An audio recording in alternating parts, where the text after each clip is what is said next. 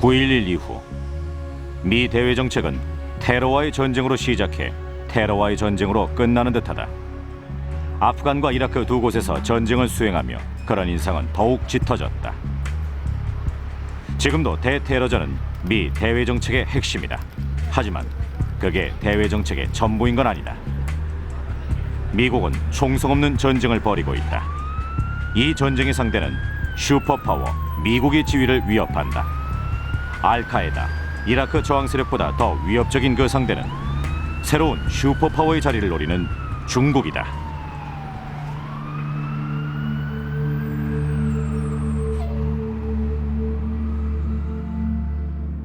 중국은 전방위적으로 국력을 키우고 있습니다. 경제, 정치, 군사, 문화적 역량을 동시에 키우고 있지요. 중국인들은 이렇게 말합니다. 21세기는 중국의 세기가 되고 이제 곧 중국은 당나라 시대 때처럼 세계적인 강대국이 될 것이라고 말입니다. 손자병법엔 이런 말이 나오지요. 무력을 쓰지 않고, 다시 말해 병력을 잃지 않고 적을 물리치는 게 최고의 승리라고요. 중국은 그런 승리를 원하죠. 하지만 무력 동원을 두려워하지도 않습니다.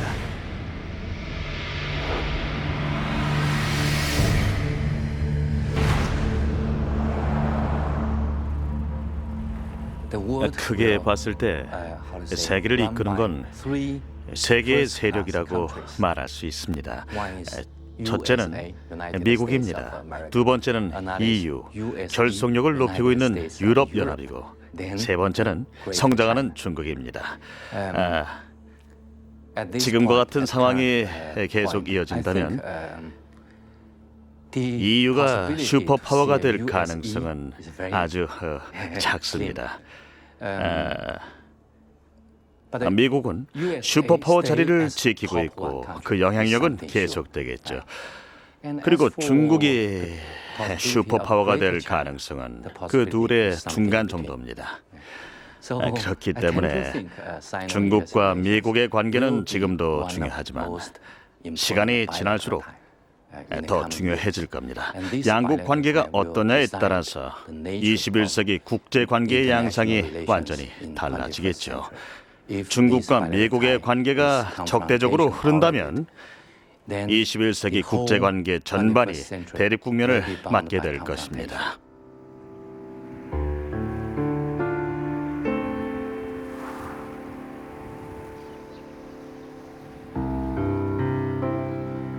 진먼섬.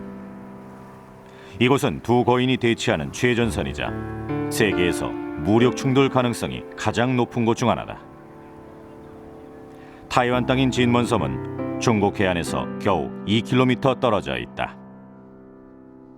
이곳에선 바다 너머 푸젠성의 해변도 훤히 보인다. 해변엔 탄도미사일 수백 기가 버티고 있다. 지난 60년간 자본주의 타이완과 사회주의 중국은 이렇게 대치해왔다. 1958년 중국은 하루 수만 발의 포탄을 쏘며 진먼섬을 공격했다. 타이완은 항복하지 않았다. 미국은 타이완 해역에 군대를 파견해 군사훈련을 하며 중국 정부에 경고 메시지를 보냈다.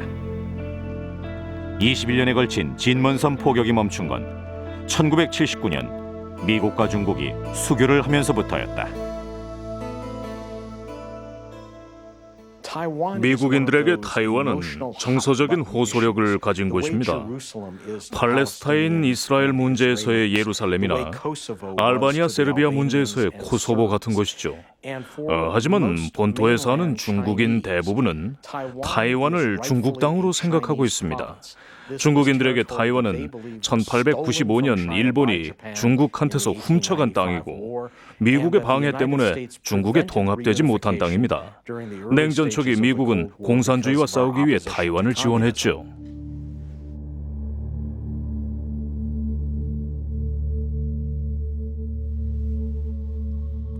(1996년) 타이완 해협에서 중국과 미국은 사상 최대 규모의 군사적 대치를 벌였다.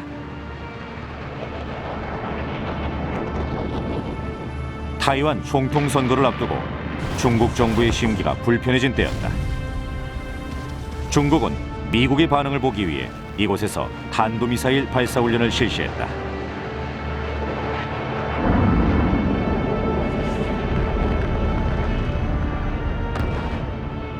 중국의 무력 시위가 벌어지고 며칠이 지나자 미국은 두 척의 항공모함을 파견한다.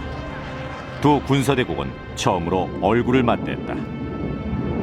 핵무기 보유국인 두 나라의 신경전은 이후 며칠이나 이어졌다.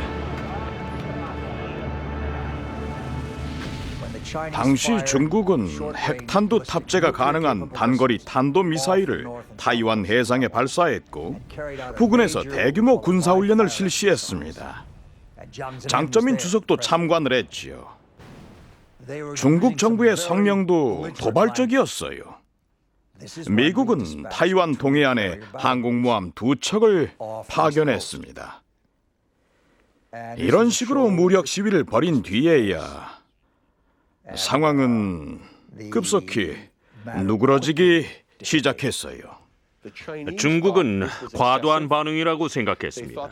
미국이 대응을 하리라는 점은 알았지만 훨씬 제한적인 수준의 반응을 보일 거라고 예상했던 거죠. 미국이 제한적인 반응을 보여도 물러날 작정을 하고 있었고요. 하지만 미국은 항공모함을 두 척이나 파견했고 중국은 그걸 모욕으로 받아들였습니다. 항공모함 파견에 대해 뾰족한 대응책이 없었기 때문에 더 기분이 상했죠.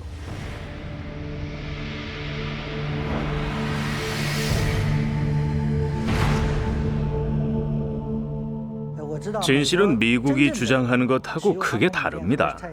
당시의 진짜 상황은 제가 잘 압니다. 거기 있었으니까요. 미국은 항공모함 한 척을 타이완 총통 선거일에 맞춰 파견하기로 이미 약속한 상태였습니다. 타이완을 보호하기 위해서였죠. 그렇지만 총통 선거일에 타이완 부근 해상에 접근한 건 정찰함인 벙커 1호뿐이었습니다. 그 정찰함도 370km나 떨어져 있었죠. 가장 가까이에 있던 미국 항공모함은 1100km나 떨어져 있었고요.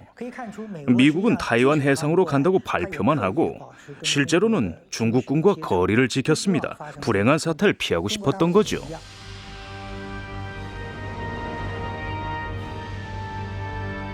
타이완 해협에 파견한 항공모함이 몇 척이든 중요한 건 미국이 기존의 대외 정책을 재확인했다는 사실이었다.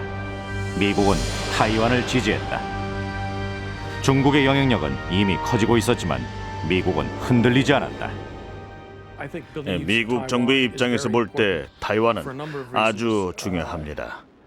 미국과의 교역 규모 면에서 타이완은 8번째를 차지합니다. 6번째로 미국 농산물을 많이 사주는 나라고 반도체를 비롯한 다양한 제품을 미국에 수출하는 나라이기도 하죠. 대부분은 중국을 경유해서 수출되고 있지만 어쨌든 생산지는 타이완입니다. 타이완은 단순한 무역 상대국이 아닙니다. 미국이 타이완을 중시하는 이유 중 하나는 바로 민주주의 때문입니다. 타이완은 아시아에서 민주주의를 가장 안정적으로 운영하는 나라 중 하나죠. 타이완에서 민주주의가 발전한 데는 미 정부와 의회가 타이완에 가한 압력도 한 몫을 했어요. 40년에 걸쳐서 타이완의 민주주의를 가로막았던 국민당 정부의 압력을 가했죠. 물론 미국이 타이완에 지속적인 관심을 기울인 이유는 타이완이 전략적으로 중요한 지점에 있고 지난 50년간 미국의 안보 파트너였기 때문입니다. 공식 외교 관계가 단절돼 있었던 지난 30년 동안에도 양측의 관계는 긴밀했어요. 미국과 타이완은 여전히 안보적인 측면과 정보면에서 밀접한 유대 관계를 유지하고 있습니다.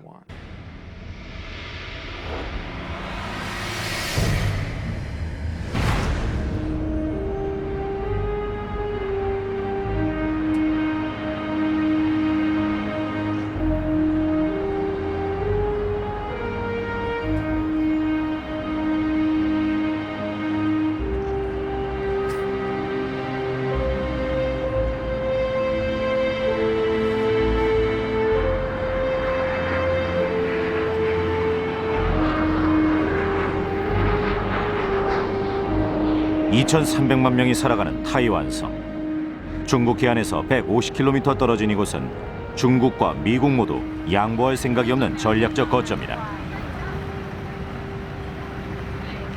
타이완의 정치 경제 중심지인 타이베이. 컴퓨터 부품 산업 등을 통해 일찌감치 경제적 성공을 거둔 이곳은 활기차고 시끌벅적한 현대 도시다. 1895년 타이완 섬은 일본의 식민지가 됐다. 50년 만에 일본은 물러갔고 평화 조약을 통해 타이완은 중화민국에 반환된다. 그리고 중국은 내전에 돌입한다. 장제스의 국민당과 마오쩌둥의 공산당이 벌인 내전이었다. 국공내전이 공산당의 승리로 끝나자 미국의 지원을 등여본 장제스는 국민당 군대를 거느리고 타이완 섬으로 도망쳤다.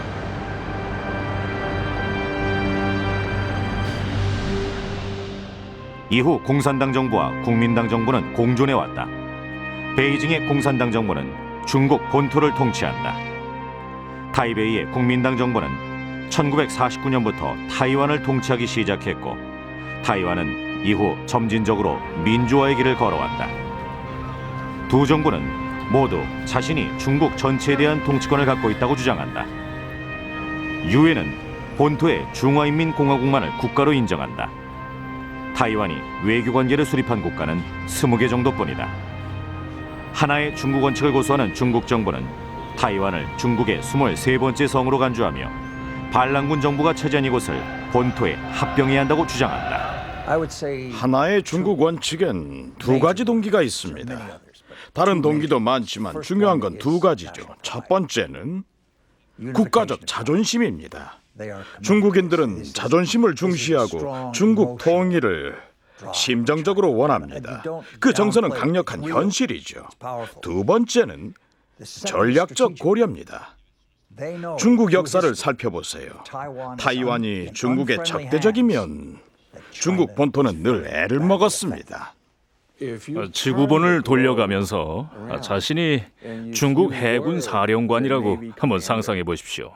중국의 바다를 책임진다고 말이죠.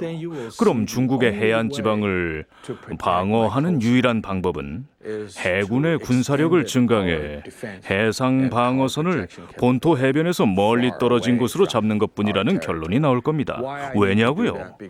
현재 중국의 경제, 금융 중심지, 교육 중심지, 공업 중심지는 대부분 해안가에 있기 때문입니다.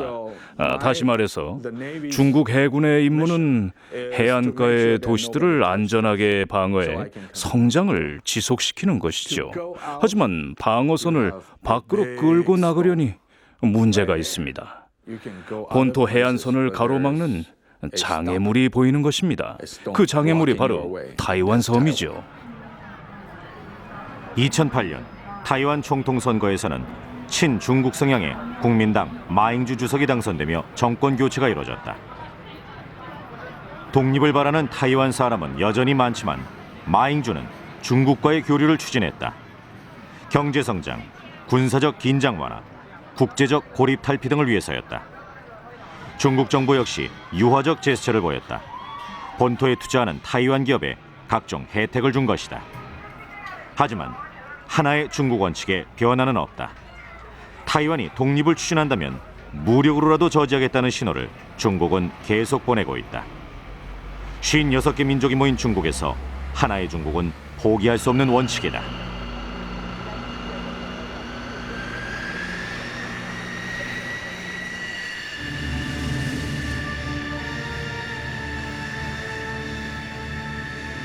타이완 섬 중부에 건설된 한 고속도로. 몇 분 만에 고속도로는 활주로로 변신했다. 타이완에선 흔한 일이다. 주민들은 훈련을 지켜본다. 프랑스의 미라주 2000과 미국의 F-16 전투기가 엄청난 소음을 내며 날아오른다.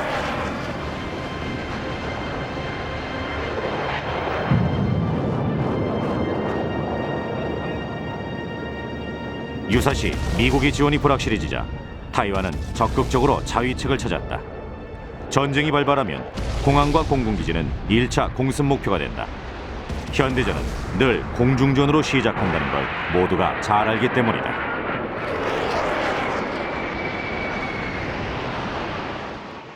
공군이 약하면 전쟁에 이기기 어렵다는 걸 모르는 군사 전문가는 없습니다. 노르망디 상륙 작전에서도 그 점은 잘 드러났죠. 그렇기 때문에 타이완은 공군력에서 우위를 확보하려고 노력해 왔습니다. 하지만 세력 균형은 무너지고 있죠. 중국의 미사일은 타이완의 공군기지를 파괴할 수 있습니다. 공군기지가 파괴되면 타이완은 공군력의 우위를 잃게 됩니다.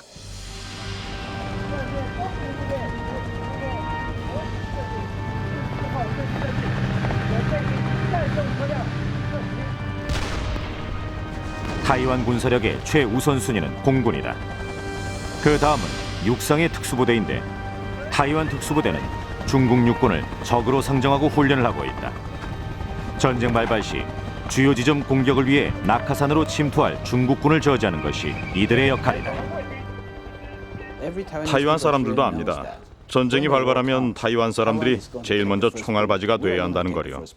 최소한 2주일에서 한 달 정도는 타이완이 알아서 공격을 막아내야 할 겁니다. 미국은 그 후에야 개입할 테니까요. 사실은 미국이 개입을 할지 안 할지도 불분명하죠. 미국이 개입을 결정한다고 해도 미국 입장에서는 일단 기다리는 게 낫습니다. 타이완군이 중국 정예부대와 맞서 싸워서 상당한 타격을 입힌 후에 개입을 한다면 전쟁 수행이 훨씬 편해지기 때문이죠. 이런 상황을 모든 타이완 사람은 알고 있습니다.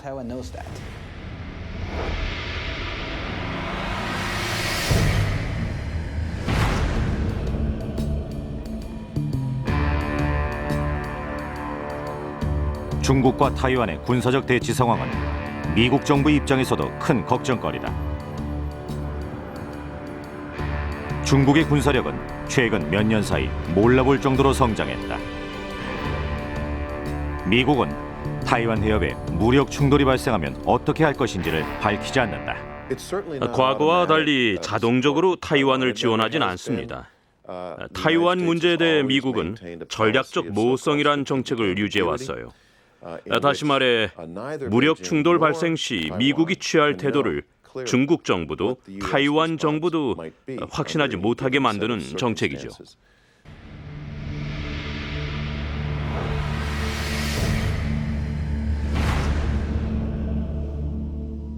(1996년) 미국과 중국은 타이완 해협에서 군사적인 신경전을 벌였습니다. 이후 중국의 군사력은 급속도로 성장했고 그 사실은 전 세계가 알게 됐습니다. 중국은 3세대 제트 전투기를 보유하고 있으며 자체적으로 3세대 전투기를 생산할 수 있는 세 번째 나라이기도 합니다. 중국은 자타가 인정하는 군사 대국이 됐어요. 중국군의 현대화와 기술력 향상은 미국에도 강력한 메시지를 보내고 있죠. 그러니까 미국은 더 조심스럽게 대응할 수밖에 없을 겁니다. 만약에 중국의 최종 목표가 타이완을 무력 침공해 점령하는 것이라면 지금도 그걸 이룰 군사력은 충분하다고 봅니다.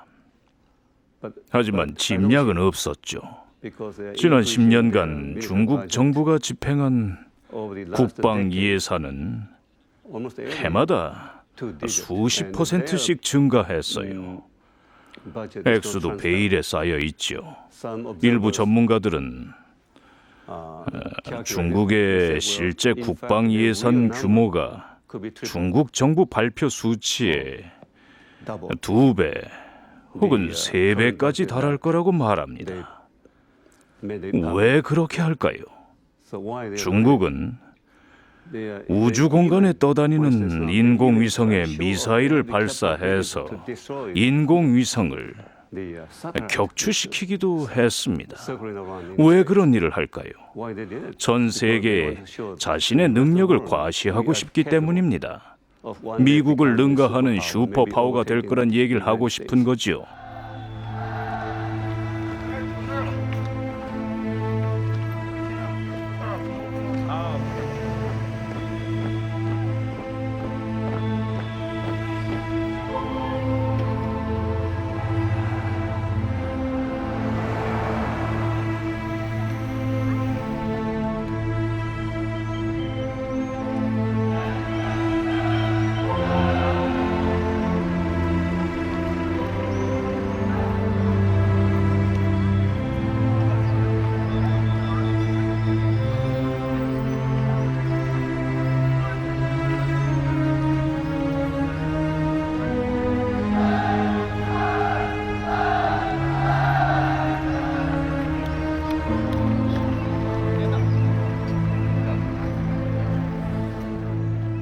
중국의 성장이 엄청나긴 했지만 세계를 이끄는 슈퍼파워는 여전히 미국입니다.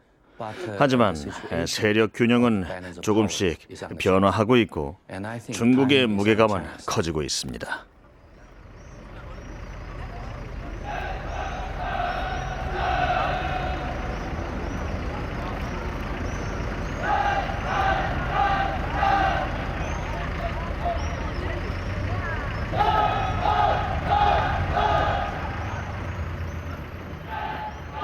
(1996년) 타이완 해협 위기를 겪은 이후에도 미국과 중국은 크고 작은 갈등을 통해 상대를 시험했다. 때로는 언론에 알려지고 때로는 묻힌 갈등들의 원인은 다양했지만 미국과 중국은 늘 일정 수준 이상 상대를 자극하지 않으려고 노력했다. 1999년 5월 코소보 전쟁의 와중에 나토군은 베오그라드 주재 중국 대사관을 오폭했다. 중국인 3명이 죽었다. 오폭의 원인은 CIA가 잘못된 지도를 제공했기 때문이었다. 중국 정부는 반미 시위를 부추겼고 베이징 주재 미 대사관엔 돌멩이가 날아들었다.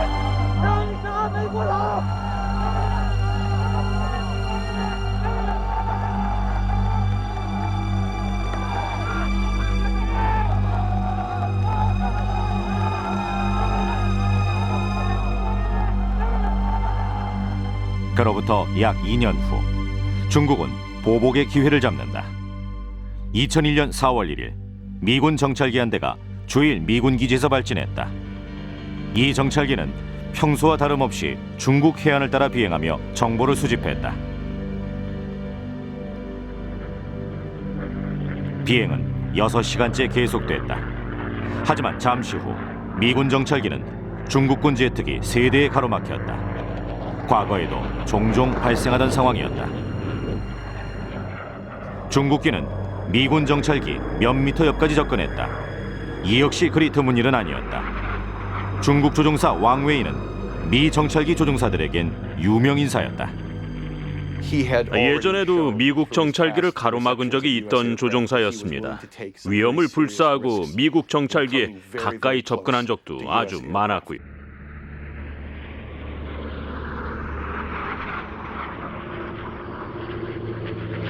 왕웨이의 비행기는 정찰기와 충돌했고 바다로 추락하고 말았다. 왕웨이는 실종됐다. 미국 정찰기도 크게 파손돼 비상 착륙이 불가피했다. 미국 정찰기가 내린 곳은 중국 공군기지였다. 가까스로 하이난 섬의 공군기지에 착륙한 승무원들은 즉시 중국군의 포로가 됐다. 이후 열흘간 중국과 미국은 고개를 방불케 하는 외교전, 언론전을 벌이며 충돌의 책임을 상대방에게 떠넘기려고 했다. 중국은 포로 석방을 거부했다. 이렇게 시간을 벌며 중국의 무기 전문가들은 미 정찰기를 정밀 조사했다. 정찰기에는 갖가지 첨단 정보 수집 장치가 장착돼 있었다. 정찰기에 실린 장치를 떼어가 조사를 했습니다.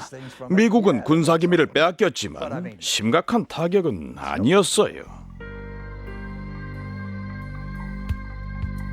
열흘 만에 베이징 주재 미국 대사는 왕웨이의 실종에 대해 사과 서한을 보냈고 중국은 정찰기 승무원들을 석방했다. 정찰기는 사건 발생 2달여 만에 해체 작업을 거친 뒤 수송기에 실렸고 미국으로 돌아갔다.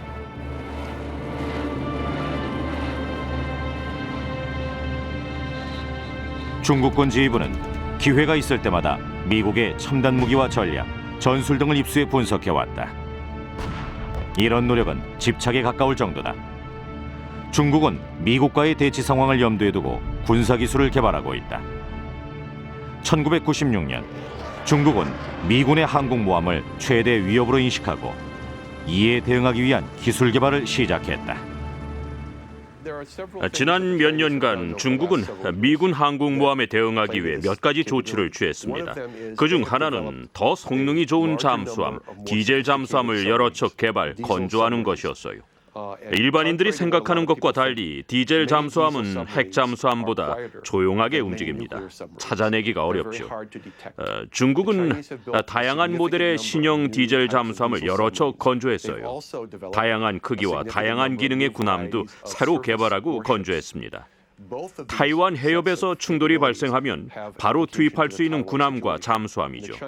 중국은 이미 타이완 해협보다 훨씬 먼 지점에 잠수함을 보내기도 했어요. 미 해군의 앞마당이나 다름없던 태평양의 괌 인근 해상으로 디젤 잠수함 등을 파견한 게 포착됐죠. 이를 통해 중국은 멀리 떨어진 심해까지도 잠수함을 파견할 능력이 있다는 걸 과시했습니다. 중국 해군의 비약적인 성장은 타이완 부근까지 항공모함을 이동시켜야 할 미 해군 지휘관들에게 부담이 될 겁니다. 2006년 10월 26일 일본 오키나와 근해에서 훈련 중이던 미 항공모함 키티오크 근처에서 중국 잠수함이 떠올랐습니다. 여러 겹의 방어막을 뚫고 키티오크 근처까지 접근했지만 중국 잠수함을 감지한 호위함은 없었어요. 중국 잠수함은 9km 전방까지 접근했습니다. 중국 잠수함엔 첨단 어뢰가 장착돼 있었죠. 마음만 먹었으면 키티오크를 침몰시킬 수도 있었을 겁니다. 중국은 미국의 아시아 전략이 두 가지에 의존하고 있다는 걸 잘 압니다. 인공위성과 항공모함이죠. 중국은 그 둘 모두를 무력화시킬 능력이 있고요. 실제로 그런 일을 하진 않겠지만 미국에 큰 부담이 되는 건 사실이죠.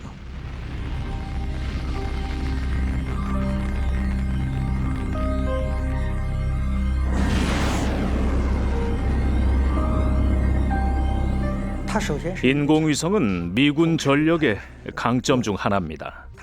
하지만 자세히 살펴보면 거기에도 약점은 있죠. 미국은 통신 네트워크 전체를 인공위성으로 통제하고 있습니다. 그게 미국의 약점이죠. 미군은 전자장비와 인공위성에 지나치게 의존하고 있고 그게 문제가 될 수 있다는 걸 중국은 보여주었습니다. 그리스 신화의 한 대목이 떠오르는 상황이죠. 영웅 아킬레스는 불사의 몸을 갖고 있었지만 발뒤꿈치만은 예외였습니다. 인공위성은 미국의 아킬레스건입니다. 2007년 1월 중국 인민해방군은 미사일을 발사해 우주에 떠있던 자국의 위성을 격추시켰다. 우주에서 일어난 폭발은 즉각 미국 국방부에 감지됐다. 워싱턴은 경악했다. 중국의 위성 유격 실험을 예상하지 못했기 때문이다. 중국은 위성 요격 프로그램을 몇 년째 준비해 왔습니다. 위성 요격의 가장 큰 목적은 아마도 위기 상황에서 미국의 통신을 방해하거나 지연시키는 것이겠죠. 그런 실험을 드러내놓고 한 건 미국의 메시지를 전달하고 싶었기 때문일 겁니다. 중국은 미국이 세계 각지에서 마음대로 영향력을 행사하는 걸 그냥 두고 보지 않을 것이다. 중국 역시 다양한 방식으로 나름의 영향력을 행사하겠다는 메시지죠. 미국과 똑같은 방식으로 대응하지는 못하지만 미국의 약점을 공격할 수는 있다는 걸 보여준 겁니다. 중국군은 미국의 인공위성을 무력화시킬 수 있는 다른 방법도 개발했다. 고에너지 레이저를 발사하는 방법은 인공위성 파괴가 아니라 교란을 목적으로 한다. SF 영화를 연상시키는 방법이지만 기술은 이미 개발돼 있다. 위력이 훨씬 더 큰 무기도 있다. 미국, 러시아, 중국 등이 이미 개발에 성공한 것으로 알려진 EMP탄, 즉 전자기 펄스탄이다. 중국은 미국의 군사 전략을 검토해 왔습니다. 미군의 전자기기 사용 방식이나 사령부와 선박이 인공위성을 이용해 통신을 주고받는 방식 등을 면밀히 지켜보고 분석해 왔습니다. 중국은 걸프전과 코소보전, 아프간과 이라크에서의 대테러전을 지켜보며 미군이 어떻게 전투를 수행하는지 분석했고 그 결과 미군의 통신에서 전자장비에 대한 의존이 점차 늘어난다는 점을 알아차렸죠. 전자기 펄스타는 핵무기 폭발 시 발생하는 강한 전자기파로 전자장비를 무력화시킵니다. 그럼 통신도 불가능해질 수밖에 없죠. 전자기 펄스타는 첨단 군사장비와 통신장비를 한순간에 무력화시킬 수 있다. 레이더와 방공망, 군함, 비행기도 한순간에 고철덩어리로 만들어버린다. 핵폭발 지점에서 멀리 떨어져 있으면 사망자도 발생하지 않는다. 이 때문에 전자기 펄스탄을 핵무기보다 더 위력적인 무기로 꼽는 전문가들도 많다.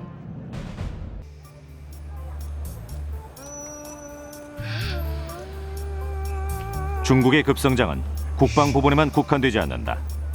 미국의 군사력은 여전히 세계 1위 자리에 있기 때문에 중국은 미국의 약점을 공략하는 전략을 택했다. 양국의 총성 없는 전쟁은 모든 분야로 확대됐다. 경제적인 면에서도 중국은 미국의 허점을 노린다. 소비가 미덕이던 나라 미국. 덕분에 미국은 빚더미에 올라앉았다.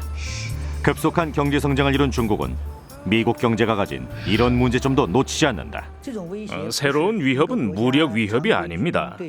두 나라 사이에 벌어지는 군사적인 대치가 아니죠. 총과 총과의 싸움, 전투기와 전투기와의 싸움, 탱크와 탱크의 싸움은 줄어들고 있어요. 갈등은 다양한 분야에서 여러 양상으로 나타나죠. 금융이나 미디어도 그런 분야 중 하나입니다. 전투는 모든 영역에서 진행되고 있어요. 이런 전쟁의 목적도 전통적인 무력 대치와 다르지 않습니다. 적에게 자신이 원하는 바를 강요하는 것이죠. 그래서 전 그걸 무제한적 전쟁이라고 부릅니다. 21세기식 전쟁은 아는 사람만 볼 수 있다. 전쟁은 의미 없어 보이는 사건으로 시작되기도 한다. 2007년 2월 27일 미국 뉴욕 증시는 폭락했다. 이후 투자자들은 작은 악재에도 불안한 모습을 보이게 된다. 뉴욕 증시 폭락은 지구를 반바퀴 돌아간 곳에서 시작됐다. 상하이 증권거래소다. 특별한 악재도 없이 상하이 증시는 9%나 폭락했고 주요 국가 증시는 대부분 동반 추락했다. 원인을 아는 사람은 없었다. 미국 전문가 일부는 중국이 막강해진 경제력을 과시하며 적대국 경제를 공격할 수 있다는 경고를 보낸 거라고 말했다. 서브프라임 모기지 사태 직전에 미국 경제는 큰 타격을 입었다. 중국은 경제력을 다양하게 활용합니다. 동남아 등에서는 경제력을 이용해 영향력을 행사하죠. 중국 정치 지도자들은 각국을 돌며 투자를 약속하고 갖가지 조약을 체결합니다. 중국의 영향력은 아시아나 아프리카 국가에만 국한되지 않습니다. 중국은 현재 2조 달러가 훨씬 넘는 외환 보유고를 가지고 있고 그 어마어마한 외환 보유고는 주로 미 재무부가 발행하는 채권을 사들이는 데 사용되고 있습니다. 만약 중국이 외환 보유고의 유로화 비중을 크게 높이겠다고 발표한다면 미국은 타격을 받게 됩니다. 중국의 경제적 영향력 확대는 미국의 부담이 되고 있죠.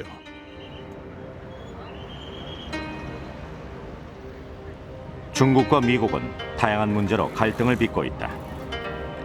할리우드 영화의 불법 복제 DVD에서 안전기준 강화로 인한 중국산 장난감 리콜, 달라이라마의 워싱턴 방문, 중국 국영기업의 각국 정유회사 인수까지 양국의 마찰은 일일이 셀 수 없을 정도다. 양국 모두 살아남으려면 슈퍼파워가 돼야 한다고 생각하는 것 같다. 현재 미국은 전 세계 소비의 35%를 담당하고 있습니다. 미국민 한 명이 다른 나라 사람에 비해서 8배나 많은 소비를 하는 것이죠. 미국은 이런 지위를 즐깁니다. 유일한 슈퍼파워로서 자원을 마음대로 쓰고 싶어 하죠. 이런 상황에 반기를 드는 국가는 하나도 없습니다. 동일한 조건에서 미국과 경쟁할 수 있는 적수는 지구상에 존재하지 않죠. 물론 그걸 위협하는 나라가 나타나면 미국은 긴장합니다. 중국이든 러시아, 독일, 프랑스, 인도, 브라질이든 어느 나라라도 미국의 지배력을 위협한다면 미국에겐 문제가 되죠.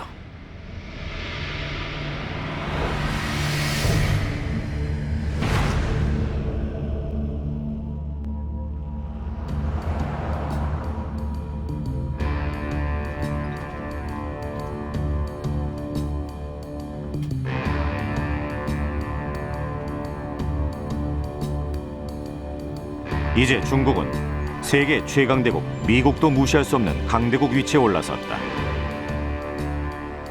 중국의 영향력은 경제, 미디어, 기술 부문에서도 엄청나게 성장했다. 21세기는 핵탄두 숫자로 국력의 순위가 정해지는 시대가 아니다.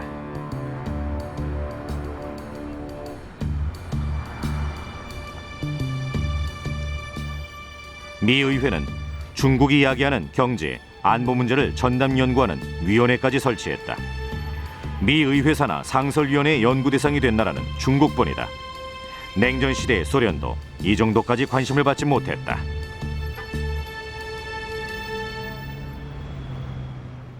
중국이 가동하는 기술 발전 계획은 두 가지입니다.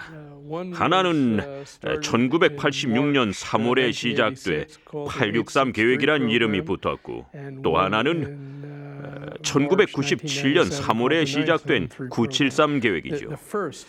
863 계획은 횃불 계획이라고도 불리는데, 이 계획의 목적은 중국의 군사력을 키우고 중국의 기술 기반 산업을 육성시키고 경제력을 향상시키는 데 도움이 될 만한 정보를 세계 각국에서 수집해 중국으로 보내는 것입니다.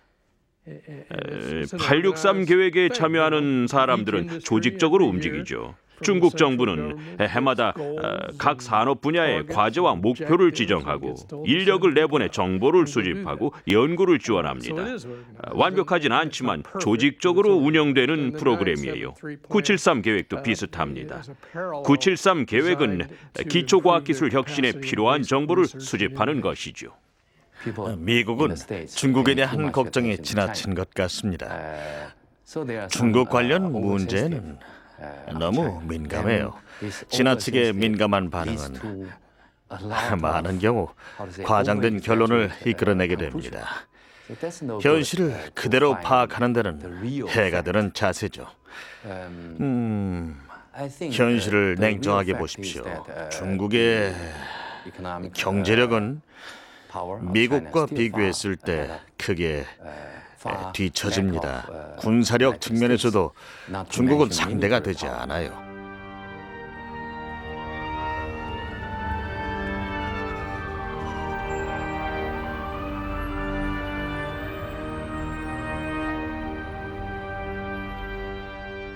어떤 나라의 해외 정보 담당 기관이 한 유학생한테 이렇게 말한다고 해봅시다. 그 대학에서 공부를 하는 동안 이런저런 연구소에 가서 정보를 수집해오게. 그 학생은 이렇게 대답할 겁니다. 시간 없어요. 논문 준비도 하기 바쁩니다. 하지만 중국 정보기관은 유학생한테 이런 식으로 말할 수가 있어요. 비자 받고 싶나? 여권도 필요하지? 그럼 미국이나 프랑스로 유학을 가서 이런저런 프로젝트에 참여하고 이런저런 주제에 대해 논문을 쓰게. 그렇지 않으면 귀국해서 직장을 못 잡거나 자네 가족이 집에서 쫓겨날지도 몰라라고요. 중국은 그렇게 할 수 있어요. 미국이 지금처럼 중요한 산업을 해외로 넘기고 다른 나라 기업들에게 하청을 준다면 절대 슈퍼파워 자리를 지킬 수가 없습니다. 미국의 현실을 생각해 보세요. 미국 경제를 떠받치던 기초 산업은 계속 해외로 나가고 있습니다. 철강 산업, 구리 제련 산업만이 아닙니다. 제가 말하는 기초 산업은 반도체 산업 같은 거죠. 미국 반도체 산업은 화려했던 과거를 잊었습니다. 세계 반도체 생산량의 대부분은 아시아가 담당을 하고 있습니다. 지금 시장에서 팔리는 반도체는 대부분 타이완 아니면 한국, 그리고 중국 제품입니다. 이런 식으로 기계 가전 산업과 IT 산업이 중국 같은 나라로 계속해서 넘어간다면 미국은 머지않아서 세계 최강국 자리를 내줄 겁니다.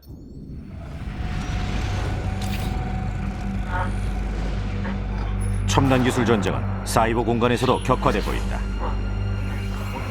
중국과 미국의 군대는 상대의 컴퓨터 네트워크를 감시하고 공격하기 위해 사이버 병사를 개발하고 있다.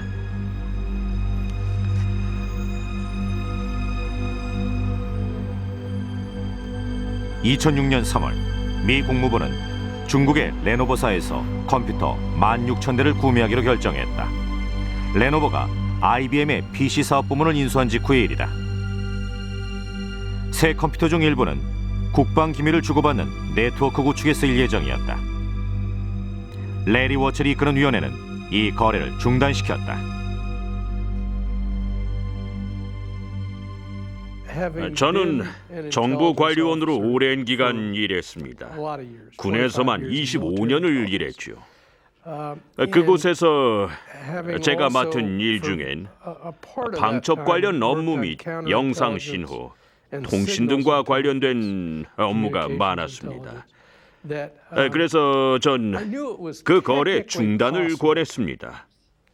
컴퓨터의 소프트웨어나 하드웨어를 교묘히 조작하면 해외에서도 정보를 빼가는 게 가능하다는 걸 알았으니까요.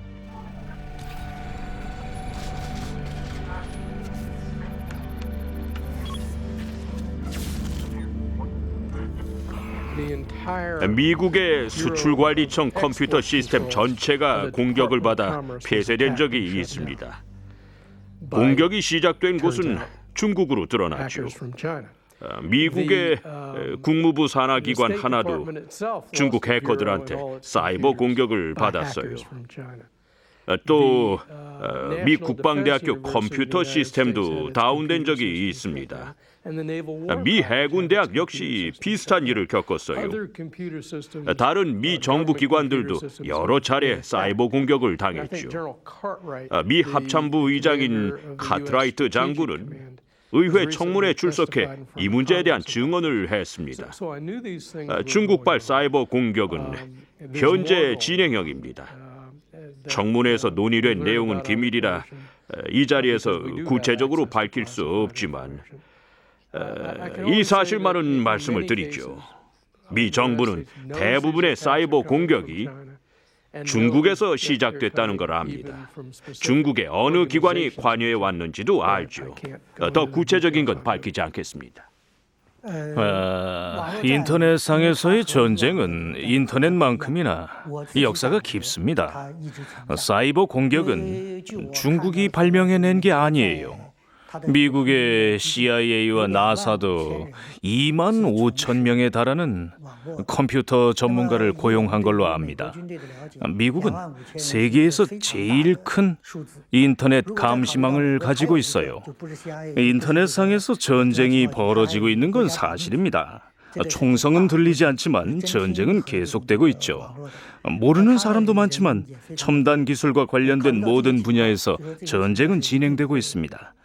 이제 민간용 기술과 군사용 기술을 따로따로 구별하는 건 거의 불가능하죠. 특히 전자산업, 인터넷 산업은 군사력의 측면에서도 중요한 요소가 돼가고 있습니다. 무제한적인 전쟁이 진행 중인 새로운 전선에는 미디어, 금융, 상업 등도 포함되죠. 적이 있고 아군이 있으니 이것 역시 전쟁인 게 확실합니다. 전통적인 전쟁과 마찬가지로 양쪽은 적을 이용하고 제압하기 위해 노력하고 있고요. 이것이 바로 21세기식 전쟁입니다. 21세기의 전쟁은 총성이 없는 전쟁, 무제한적인 전쟁이죠.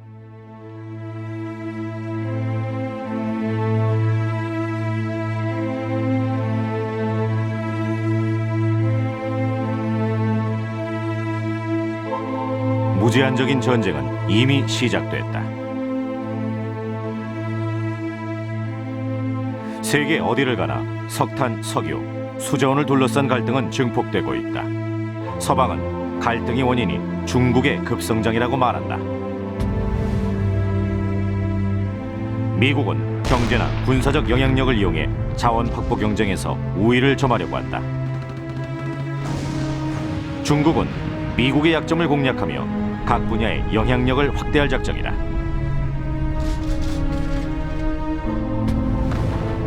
글로벌 금융위기를 계기로 중국은 한 단계 더 성장했다. 북한, 미얀마, 이란, 수단 등 국제사회에 관심이 쏠린 대부분의 문제에서 중국과 미국은 대립각을 세우고 있다.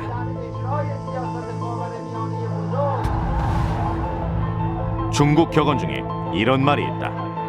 산 하나에 호랑이 두 마리가 살 수는 없다.